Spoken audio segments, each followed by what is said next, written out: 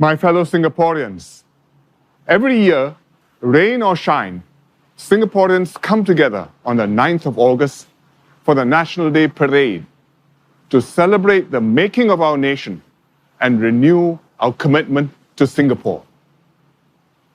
I've been privileged to attend almost every NDP since the first in 1966. One of the parades I took part in was in 1968 at the Padang. The rain poured down, but the contingent stood steady and marched past proudly, drenched yet undaunted. We showed ourselves and the world that Singaporeans were rugged people and had the steel in us to stand firm in adversity. 5 years ago, SG50 was another memorable parade. We celebrated our Golden Jubilee and what we had achieved in Singapore. We also paid tribute to our founding Prime Minister, Mr. Lee Kuan Yew. We mourned his passing that year, but also affirmed what he and the pioneer leaders stood for. In good years, our parades rejoice in our progress and look forward to a better future together. In difficult years, we still hold National Day parades to renew our resolve to weather the storm and take Singapore through to better days. This year, National Day falls amidst COVID-19.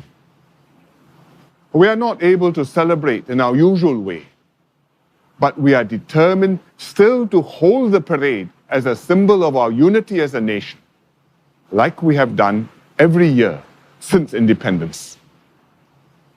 We will have a smaller parade at the Padang and also ceremonies at 7 other locations around the island this morning.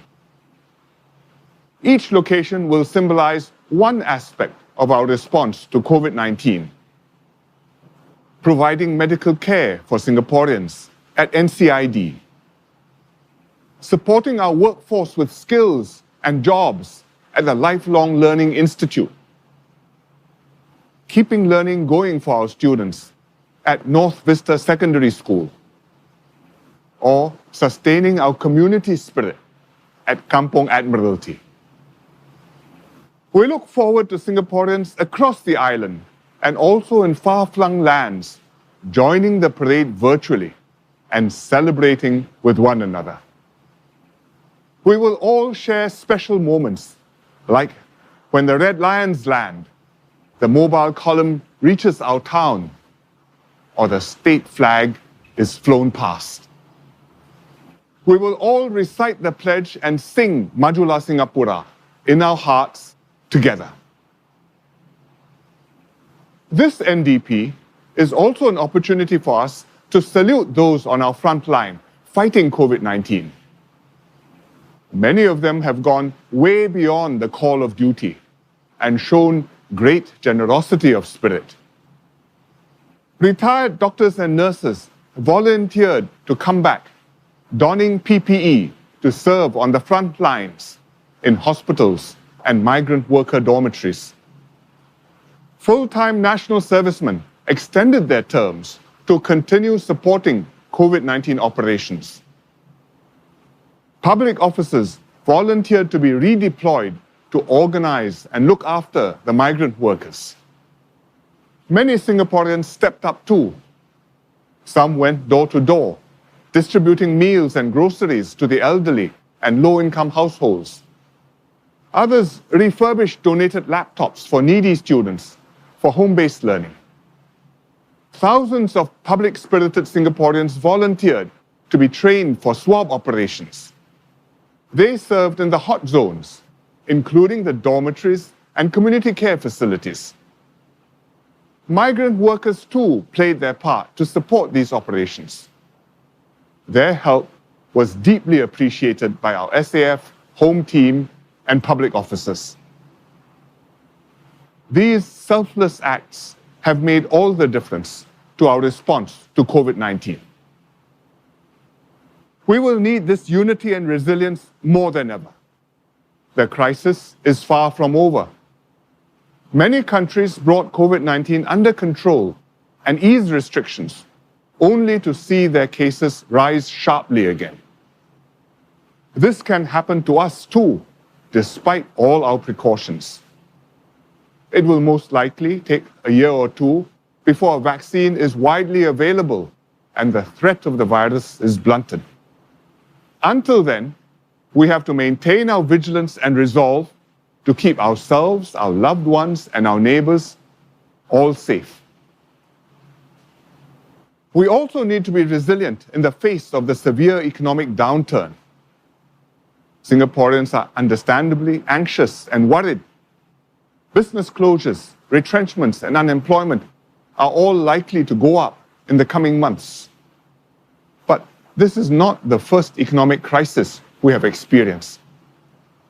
Just in the last quarter century, we've seen the Asian financial crisis, the aftermath of the 9/11 terrorist attacks, and the global financial crisis. Each time, the outlook was ominous and we feared the worst. But each time, we worked hard to secure our position, gritted our teeth, and came through together. I am confident we will get through this current crisis too, though it may take longer. All of us must do our part, but none of us will be alone. The government is actively helping people find new jobs and acquire new skills. We also have the Job Support Scheme and Self-Employed Person Income Relief Scheme, SERS, to ease the burden on employers and individuals. The labor movement is working with employers to create job training programs and career pathways. It will also ensure that every worker is treated fairly and with dignity, especially when job losses cannot be avoided. Employers, too, must make every effort to keep their workers and not drop them at the first sign of trouble. This will build loyalty and encourage the employees to help their employers rebuild when conditions improve. Our experience fighting COVID-19, grim and hard as it has been, has brought us closer together. The shared ordeal will toughen a whole population and bond us together as one united people. Just like how the pioneer and Merdeka generations were tempered by separation and independence and economic crisis in our early years as a nation. Let us brace ourselves for the trials ahead so that many years from now, when our grandchildren celebrate National Day, they will look back on these times and say, yes, this generation stood together, sacrificed for one another, and built Singapore for us. Every National Day, we remind ourselves that Singapore is a nation whose story is worth celebrating, whose history is worth cherishing, and whose future is worth building. When we hold the National Day Parade at the Padang or at the float at Marina Bay, the audience can see the Marina Bay skyline in the background. Marina Bay used to be open sea, but we reclaimed the land around it, turned the ocean into a reservoir, and progressively built on the new land to create an outstanding and vibrant downtown. Looking out across the bay, you can immediately see how far Singapore has come and imagine the possibility and promise that Singapore holds. Today, when National Service recruits complete their basic military training, they gather their family and friends at the float and hold their passing out parade there.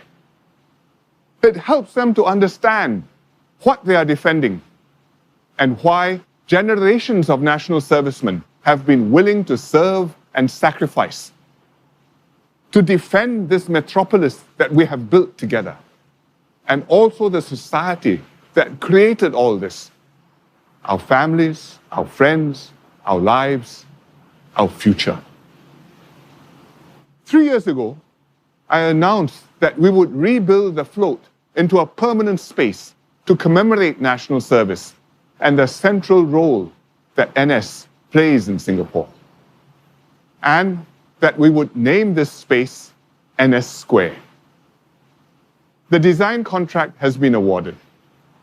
This is how it will look like. The development will be aligned on a central axis with a promontory on the opposite side of the bay. The platform will become a red dot shining bright in our city.